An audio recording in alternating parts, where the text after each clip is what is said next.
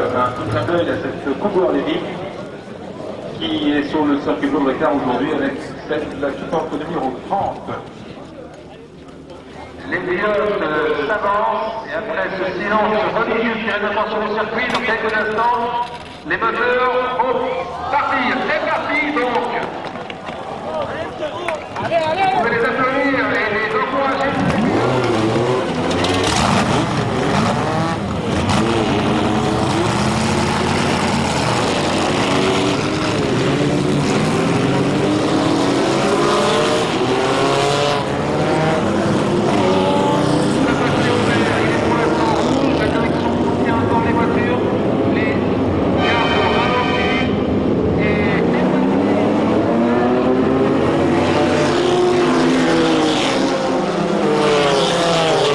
C'est parti. 52 véhicules historiques de course viennent de s'élancer, moteur hurlant, sur le circuit Paul Ricard du Castellet. Pour la 3e année consécutive, leurs pilotes s'apprêtent à relever un défi presque insensé. Originalité de l'épreuve, ces bolides sont des grands-mères, mais des mamies taillées sur mesure pour certaines, les plus prestigieuses participaient déjà aux 24 heures du Mans dans les années 60. Objectif 1994, non pas gagner, mais tenir. Au plan mécanique d'abord, pour boucler le plus rapidement possible quelques 500 tours de circuit pour les meilleurs. Tenir au plan humain ensuite, ici comme au Mans, l'épreuve dure 24 heures.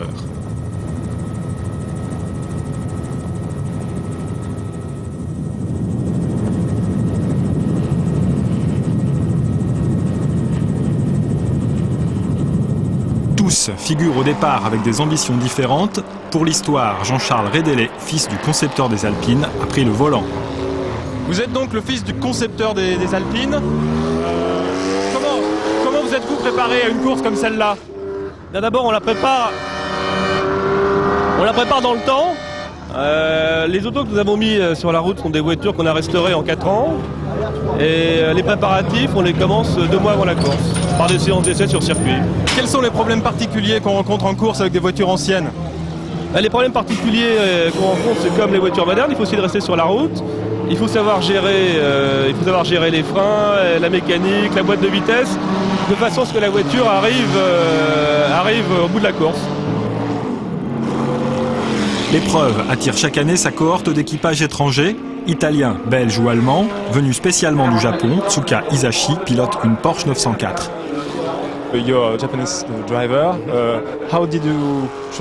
Vous arrivez du Japon, comment vous êtes-vous préparé pour cette course?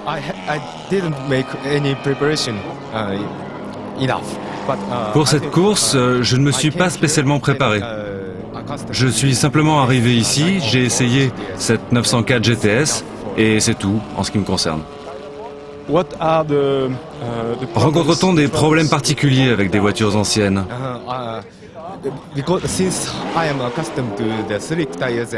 Eh bien, moi je suis habitué aux voitures modernes et aux courses actuelles. Il y a une grande différence et c'est très difficile pour moi de m'habituer à cette voiture. Difficile en effet de maîtriser 24 heures durant une voiture taillée pour la course. Concurrente sérieuse pour la Porsche 904, les Lola T70, 2 monstres de 500 chevaux qui disputaient en leur temps des épreuves de vitesse. Celle de l'homme d'affaires belge Jean Blaton a été jalousement couvée toute la nuit. Vous courez avec une Lola T70, comment se prépare-t-on avec ce genre de véhicule? C'est une voiture qu'on a complètement refaite quand même parce qu'elle était assez ancienne. C'est pas une voiture d'endurance. L'an dernier on a gagné ici avec une Ford GT40 qui était une voiture qui était conçue pour l'endurance. Celle-ci à l'époque n'était pas du tout conçue pour l'endurance. Donc on a tout refait cette nuit et on va rouler vraiment en deçà des possibilités de la voiture pour essayer de la faire tenir 24 heures. Mais c'est pas facile. Et au plan humain? Au plan humain, c'est pas vraiment une course terriblement dure. Enfin, les 4 pilotes qui roulent ont une expérience assez importante des courses de 24 heures, puisque je crois qu'ensemble, on a dit les 24 heures du Mans, par exemple, ensemble, on a dû les faire 40 fois, je crois, en additionné. Ceci dit, un circuit comme le Ricard, la nuit est assez difficile parce qu'on voit pas bien. Il y a une très grande différence de vitesse entre cette voiture-ci et les plus lentes, donc il faut rester concentré.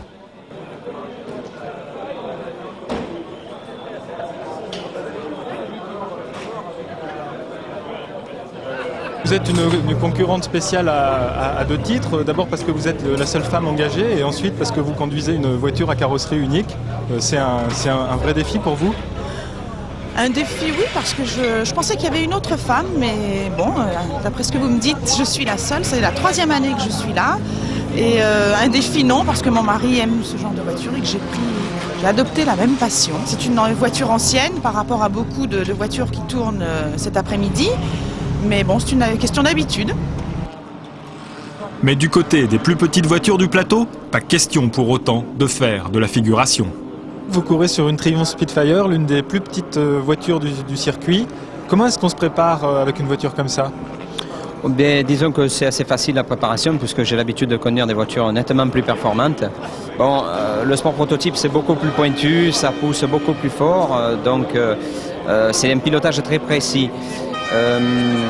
Là, la Triumph, c'est un peu moins rapide, c'est aussi précis, mais enfin, c'est, disons, je pense, plus de l'improvisation.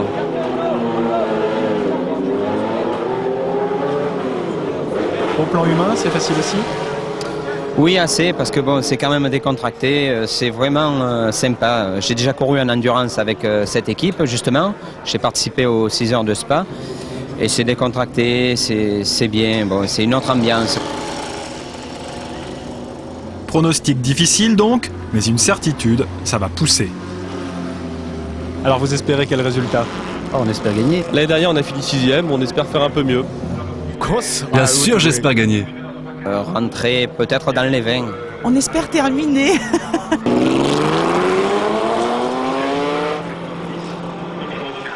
Seule capable de rivaliser avec les Lola, de Ford GT40, la première aux essais, la numéro 2, n'est pourtant pas fringante. Après un départ manqué, ces mécaniciens tentent en vain de réparer. Dans le peloton, les Américaines de Corvette et une Mustang Shelby ont bien du mal à s'affirmer. La lutte est engagée en revanche au sein de la meute des Porsche 911. 11 au total, elle représente près du 5e des véhicules du circuit. Pour les autres, Jaguar Type E au style LA, Triumph ou MG, la nuit promet d'être longue.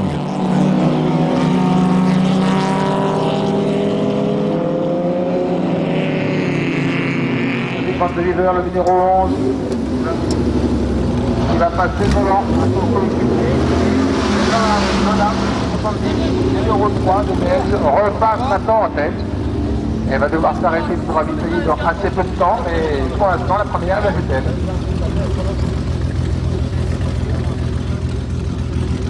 Les pilotes, 3 pour certains équipages, 4 pour d'autres, se relaient en principe toutes les 2 heures. Au volant de la Porsche 911 numéro 11, Eric Van de Viver est doublement sollicité. Il est également l'organisateur de l'épreuve. Ça va? Ouais, ça va. C'est un peu très bien, la voiture va impeccable. Là, ce qui est important, c'est d'accumuler les tours sans arrêt. Et on s'arrête le moins longtemps possible. Donc, ce qu'il faut, c'est que les pneus ils tiennent 12 heures, les plaquettes de frein aussi. Si on arrive à faire ça, je crois qu'on aura un très très bon résultat. Déjà à 3 heures de course, chaque concurrent commence à prendre ses marques. Problème de culbuteur pour la Lola numéro 3 de Jean Blaton, contrainte à des arrêts de plus en plus fréquents. La seconde Lola numéro 15 prend la tête, talonnée par l'Elva BMW. Derrière, à un tour, la Porsche 904 s'accroche.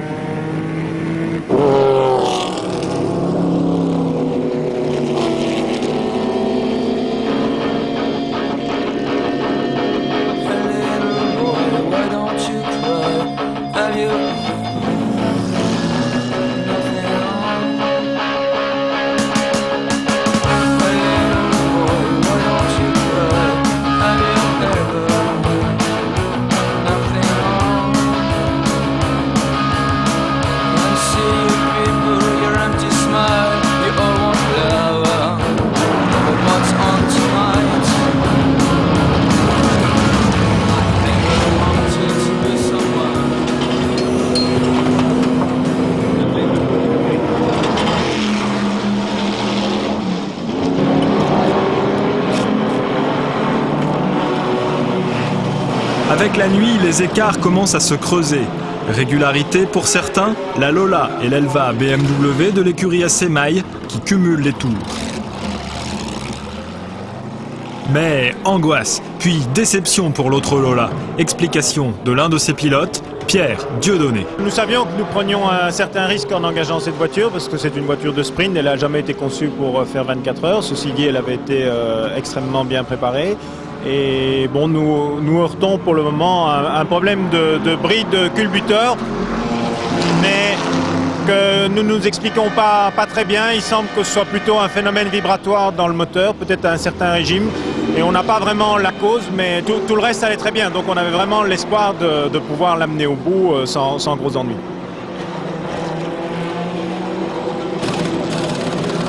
Également à l'arrêt, la Jaguar de Véronique et Roland Urban, arbre de roue cassé.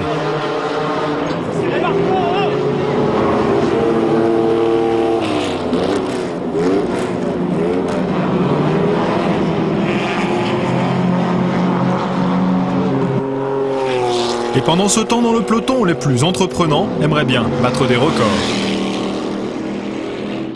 À l'entrée des stands, au début de la plus petite des deux lignes droites, une équipe de passionnés garde les yeux grands ouverts. Dans leur bâtiment surélevé, juste sous la cabine du speaker, les chronométreurs sont une dizaine à se relayer. À chaque tour, le temps des concurrents est annoncé puis saisi sur un ordinateur. Les pilotes peuvent ainsi adapter leur vitesse en fonction des recommandations de leur team manager.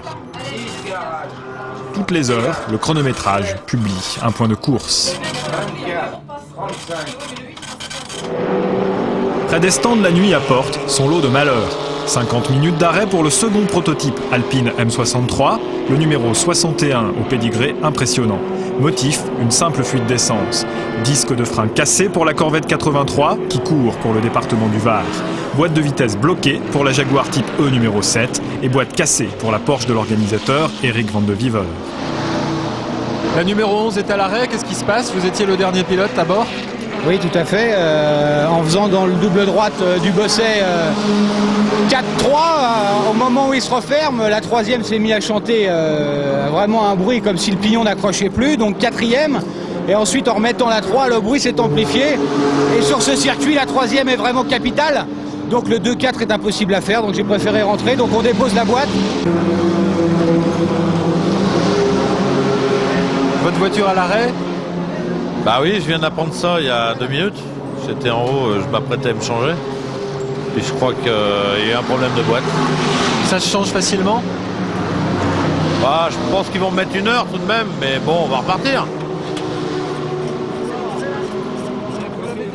Tout repose désormais sur le doigté des mécaniciens.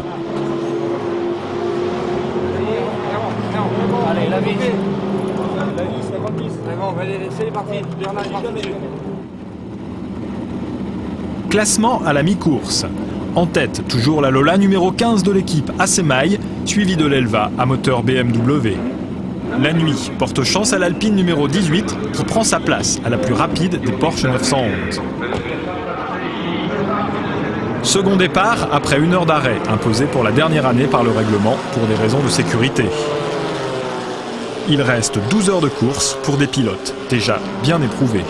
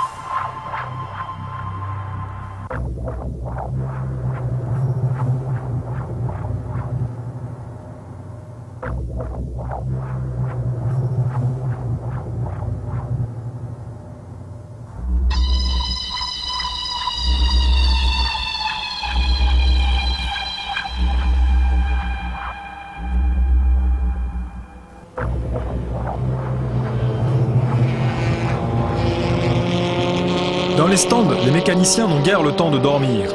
Grâce à leur rapidité, les corvettes ont pu repartir, mais avec beaucoup de retard. Autre endroit stratégique, le ravitaillement d'essence. L'Austin LA numéro 41 a calculé un peu juste, il faut la pousser, c'est la règle du jeu. Dotée d'un appétit insatiable, la Lola de tête est la seule à posséder 2 réservoirs. Elle prend 2 fois plus de temps pour les remplir.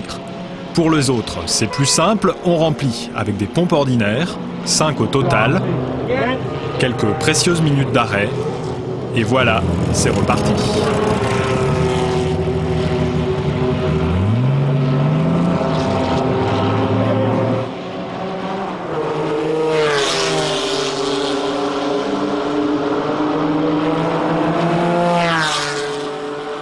Retour au petit matin sur ce circuit Paul Ricard du Castellet, ambiance passion. Le classement de tête reste inchangé, mais dans le peloton, l'Alpine numéro 18 et la Porsche numéro 11 d'Eric Van de Wever tentent l'impossible pour revenir. À cause de son changement de boîte, la Porsche s'est vue imposer 1 heure de pénalité, une charité bien ordonnée pour l'organisateur, auteur du règlement. La 904 connaît quant à elle quelques déboires. On a vu que vous aviez des problèmes avec la boîte de vitesse. Est-ce que c'est résolu maintenant ? Je pense que oui. J'ai démarré en première et ensuite je ne pouvais plus passer la seconde, ni la troisième, ni même remettre la première. Rien.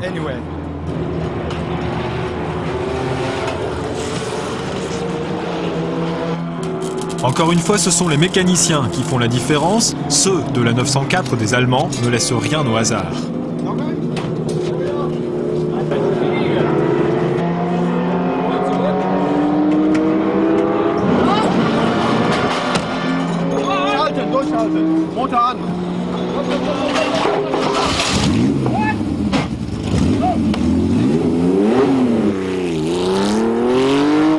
Il peut y avoir des surprises, enfin il y a une Porsche 904 derrière qui est quand même très bien placée, rien n'est joué, hein. Voilà, je voulais vous demander ce que vous redoutiez justement de la 904. On la redoute justement, on la redoute. Redoutable, en effet, la 904 est lancée à la poursuite de la Lola de tête. Elle se bat désormais pour la victoire. Plus décontractées, les équipes des véhicules de tourisme en profitent pour souffler un peu. L'important reste après tout de participer. La nuit a été longue et épuisante pour tous, y compris pour l'organisateur, Eric Van de Wever. Hier, une boîte de vitesse cassée, aujourd'hui vous remontez comme un fou. Ouais, c'est sympa, on s'est tiré une bonne bourre avec les 2 900 qui sont en tête, enfin qui sont devant nous. Et j'ai fait pratiquement 2 heures sans arrêt avec eux, un coup l'un, un coup l'autre, c'est bien sympa. Bon, maintenant avec 4 vitesses utilisables en fait, parce que la boîte qu'on a est beaucoup trop longue, donc on n'a plus de 5e. C'est un peu dommage ça par contre. Vous êtes en train de gagner le pari de l'écurie Alpine ce matin ? Oui, enfin ce qui est un peu regrettable, c'est que la 2e Alpine pour l'instant a été un petit peu embêtée avec des problèmes de soupape. L'important c'est qu'il y en ait une à l'arrivée, on espère simplement que ça va tenir, le jour se lève, donc ça veut dire qu'il reste encore pas mal de temps. Mais bon, pour l'instant, dans le relais que je viens d'effectuer, tout s'est très très bien passé.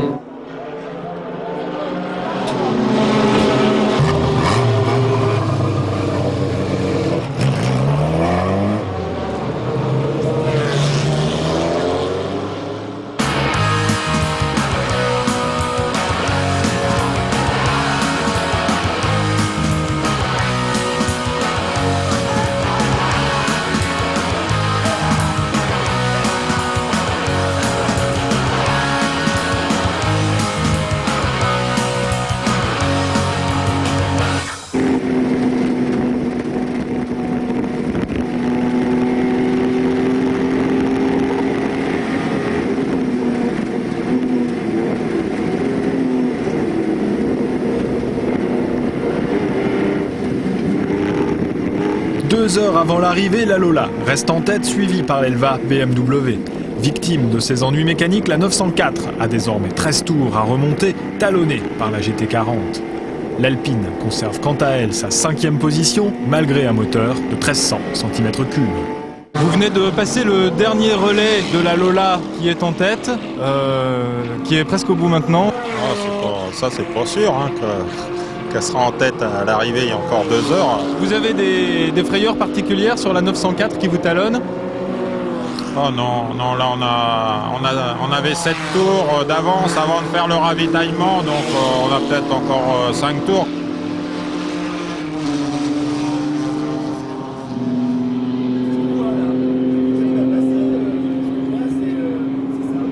Vous avez eu des petits problèmes cette nuit? Disons que les problèmes ont commencé dès hier, puisque dès la première heure de course, le réservoir essence s'est fendu. On a été obligé de réparer et on a été limité en plein d'essence, obligé de ravitailler souvent. Et ensuite, nous avons eu d'autres problèmes plus gros aujourd'hui, avec une grosse casse moteur. Il touchait au but, mais le pilote de la MGA doit abandonner.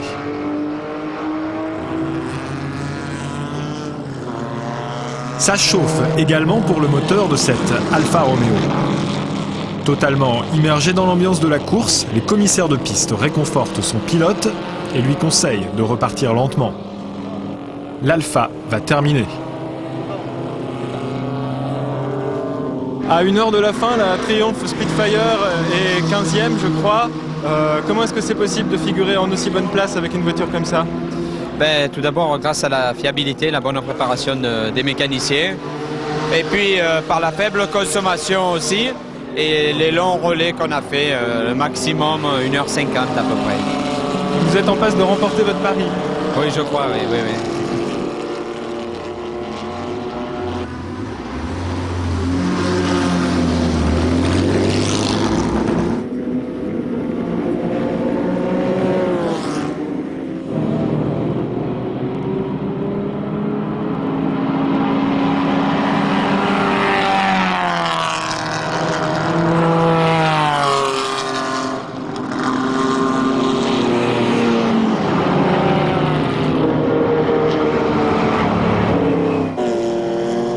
Quelques dizaines de minutes avant l'arrivée, les plus rapides se déchaînent. Quant aux autres, ils savourent eux aussi à leur manière les derniers instants de la course. Il reste au total 38 voitures sur le circuit pour une douzaine d'abandons.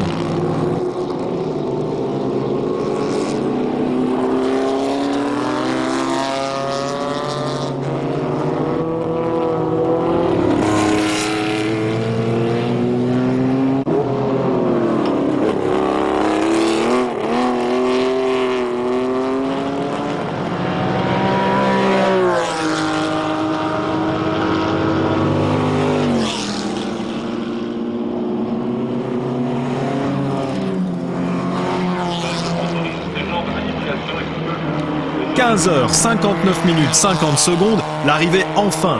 En tête, la Lola qui couvre 537 tours à 129 km/h de moyenne. Derrière elle, à 6 tours, la 904, puis la GT40 au coude à coude. Ici, le Castellet, nous rendons l'antenne. À vous les studios. Rendez-vous l'année prochaine.